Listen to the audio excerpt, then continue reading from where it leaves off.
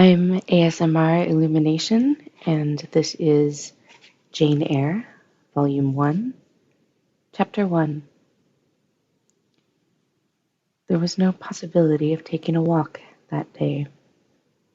We had been wandering, indeed, in the leafless shrubbery an hour in the morning. But since dinner, Mrs. Reed, when there was no company, dined early. The cold winter wind had brought with it clouds so sombre and a rain so penetrating that further outdoor exercise was now out of the question. I was glad of it. I never liked long walks, especially on chilly afternoons. Dreadful to me was the coming home in the raw twilight, with nipped fingers and toes, and a heart saddened by the chidings of Bessie, the nurse, and humbled by the consciousness of my physical inferiority to Eliza, John, and Georgiana Reed. The said Eliza, John, and Georgiana were now clustered round their mamma in the drawing-room. She lay reclined on a sofa by the fireside, and with her darlings about her, for the time neither quarrelling nor crying, looked perfectly happy. Me she had dispensed from joining the group, saying she regretted to be under the necessity of keeping me at a distance, but that until she heard from Bessie, and could discover by her own observation that I was endeavoring in good earnest to acquire a more sociable and childlike disposition, a more attractive and sprightly manner, something lighter, franker, and more natural, as it were, she really must exclude me from privileges intended only for contented, happy little children. What does Bessie say I have done? I asked. Jane, I don't like cavillers or questioners. Besides, there is something truly forbidding in a child taking up her elders in that manner. Be seated somewhere, and until you can speak pleasantly, remain silent. A small breakfast room adjoined the drawing room. I slipped in there. It contained a bookcase. I soon possessed myself of a volume, taking care that it should be one stored with pictures. I mounted into the window seat. Gathering up my feet, I sat cross-legged like a Turk, and having drawn the red moreen curtain nearly close, I was shrined in double retirement. Folds of scarlet drapery shut in my view to the right hand. To the left were the clear panes of glass, protecting but not separating me from the drear November day. At intervals, while turning over the leaves of my book, I studied the aspect of that winter afternoon. Afar, it offered a pale blank of mist and cloud. Near, a scene of wet lawn and a storm-beat shrub, with ceaseless rain sweeping away wildly before a long and lamentable blast. I returned to my book, Bewick's History of British Birds. The letterpress thereof I cared little for, generally speaking, and yet there were certain introductory pages that, child as I was, I could not pass quite as a blank. They were those which treat of the haunts of sea-fowl, of the solitary rocks and promontories, by them only inhabited, of the coast of Norway, studded with isles, from its southern extremity, the Lindenus or Naze, to the North Cape, where the northern ocean in vast whirls boils round the naked, melancholy isles of farthest Thule, and the Atlantic surge pours in among the stormy Hebrides. Nor could I pass unnoticed the suggestion of the bleak shores of Lapland, Siberia, Spitzbergen, Nova Zembla, Iceland, Greenland, with the vast sweep of the Arctic zone and those forlorn regions of dreary space. That reservoir of frost and snow where firm fields of ice, the accumulation of centuries of winters, glazed in alpine heights above heights, surround the pole and concentre the multiplied rigors of extreme cold. Of these death-white realms I formed an idea of my own, shadowy, like all the half-comprehended notions that float dim through children's brains, but strangely impressive. The words in these introductory pages connected themselves with the succeeding vignettes and gave significance to the rock standing up alone in a sea of billow and spray, to the broken boat stranded on a desolate coast, to the cold and ghastly town glancing through bars of cloud at a wreck just sinking. I cannot tell what sentiment haunted the quite solitary churchyard, with its inscribed headstone, its gate, its 2 trees, its low horizon, girdled by a broken wall, and its newly risen crescent attesting the hour of eventide. The 2 ships becalmed on a torpid sea, I believed to be marine phantoms. The fiend pinning down the thief's pack behind him, I passed over quickly. It was an object of terror. So was the black-horned thing, seated aloof on a rock, surveying a distant crowd surrounding a gallows. Each picture told a story, mysterious often to my undeveloped understanding and imperfect feelings, yet ever profoundly interesting. As interesting as the tales Bessie sometimes narrated on winter evenings when she chanced to be in good humor, and when, having brought her ironing table to the nursery hearth, she allowed us to sit about it, and while she got up Mrs. Reed's lace frills and crimped her nightcap borders, fed our eager attention with passages of love and adventure, taken from old fairy tales and older ballads, or, as at a later period I discovered, from the pages of Pamela and Henry Earl of Morland. With Bewick on my knee, I was then happy at least in my way. I feared nothing but interruption, and that came too soon. The breakfast room door opened.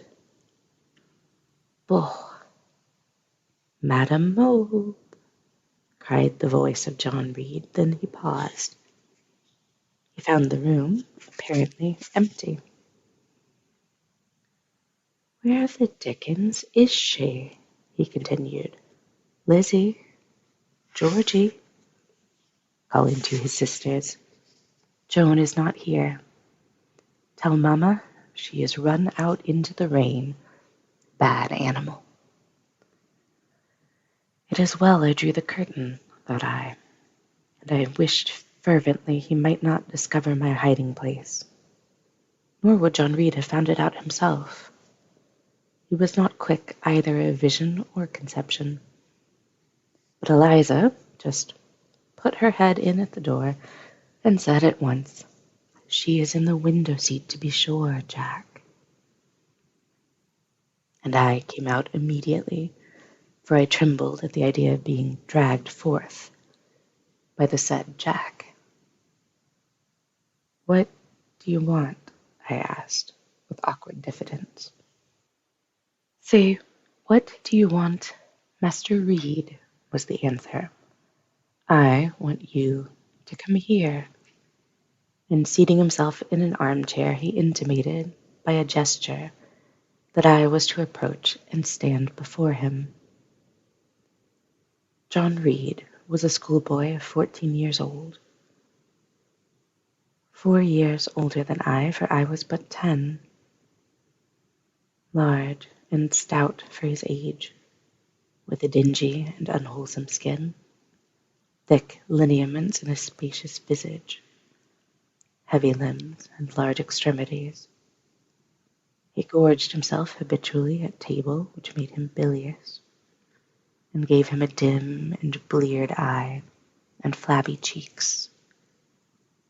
He ought now to have been at school, but his mamma had taken him home for a month or two, on account of his delicate health. Mr. Miles, the master, affirmed that he would do very well if he had fewer cakes and sweetmeats sent him from home.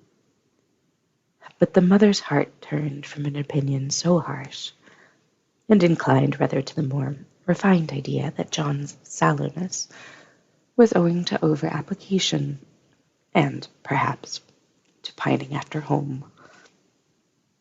John had not much affection for his mother and sisters, and an antipathy to me. He bullied and punished me not 2 or 3 times in the week, not once or twice in the day, but continually. Every nerve I had feared him, and every morsel of flesh on my bones shrank when he came near. There were moments when I was bewildered by the terror he inspired, because I had no appeal whatever against either his menaces or his inflictions. The servants did not like to offend their young master by taking my part against him, and Mrs. Reed was blind and deaf on the subject. She never saw him strike or heard him abuse me, though he did both now and then, in her very presence. More frequently, however, behind her back. Habitually obedient to John, I came up to his chair. He spent some 3 minutes in thrusting out his tongue at me as far as he could, without damaging the roots. I knew he would soon strike, and while dreading the blow, I mused on the disgusting and ugly appearance of him who would presently deal it. I wonder if he read that notion in my face, for all at once, without speaking, he struck, suddenly and strongly. I tottered, and on regaining my equilibrium, retired back a step or 2 from his chair. "That is for your impudence in answering Mamma a while since," said he, "and for your sneaking way of getting behind curtains, and for the look you had in your eyes 2 minutes since, you rat." Accustomed to John Reed's abuse, I never had an idea of replying to it. My care was how to endure the blow which would certainly follow the insult. "What were you doing behind the curtain?" he asked. "I was reading." "Shew the book." I returned to the window and fetched it thence. You have no business to take our books. You are a dependent, Mamma says. You have no money. Your father left you none. You ought to beg, and not to live here with gentlemen's children like us, and eat the same meals we do, and wear clothes at our mamma's expense. Now, I'll teach you to rummage my bookshelves, for they are mine. All the house belongs to me, or will do, in a few years. Go, and stand by the door, out of the way of the mirror and the windows. I did so, not at first aware what was his intention. But when I saw him lift and poise the book and stand in act to hurl it, I instinctively started aside with a cry of alarm. Not soon enough, however. The volume was flung, it hit me, and I fell, striking my head against the door and cutting it. The cut bled, the pain was sharp. My terror had passed its climax. Other feelings succeeded. Wicked and cruel boy, I said, you are like a murderer. You are like a slave driver. You are like the Roman emperors. I had read Goldsmith's History of Rome and had formed my opinion of Nero, Caligula, etc. Also, I had drawn parallels in silence, which I never thought thus to have declared aloud. What? What? He cried. Did she say that to me? Did you hear her, Eliza and Georgiana? Won't I tell Mamma? But first. He ran headlong at me. I felt him grasp my hair and my shoulder. He had closed with a desperate thing. I really saw in him a tyrant, a murderer. I felt a drop or two of blood from my head trickle down my neck and was sensible of somewhat pungent suffering. These sensations for the time predominated over fear, and I received him in frantic sort. I don't very well know what I did with my hands, but he called me rat, rat, and bellowed out aloud. Aid was near him. Eliza and Georgiana had run for Mrs. Reed, who was gone upstairs. She now came upon the scene, followed by Bessie and her maid, Abbott. We were parted. I heard the words, "Dear, dear, what a fury to fly at Master John.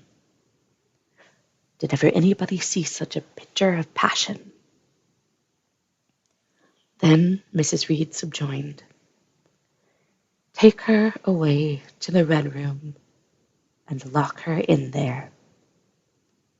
4 hands were immediately laid upon me, and I was borne upstairs.